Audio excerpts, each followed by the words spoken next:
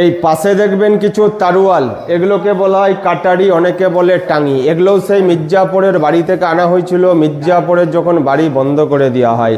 এই সামনে দেখবেন ব্রিটিশ পিরিয়ডে কোনো লাইট ছিল না, এগুলো হচ্ছে কার্বাইড গ্যাস। এই গ্যাসের সাহায্যে এইসব লাইটগুলোকে জ্বালানো হতো। আপনারা আস্তে আস্তে এই সামনে দেখবেন নবাবী পিরিয়ডে কোনো ডাক্তারই ছিল না, ছিল কবিরাজ। এই আশ্রমের গুরুদেবরা গরিব মানুষদেরকে বিনা পয়সায় ওষুধ দান করত। এটা হচ্ছে রাজস্থানী ল্যাম্প, এর ভেতরে প্রদীপ দিয়ে জ্বালানো হতো।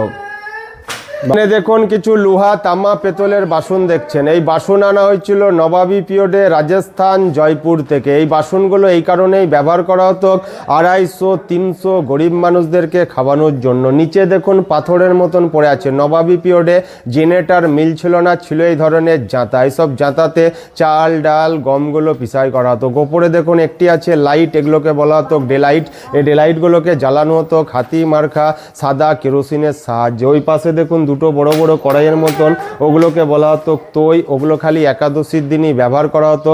ওগুলো এই জিলেপি, মালপোয়া এইসবই তৈরি করা হতো। এবার চলুন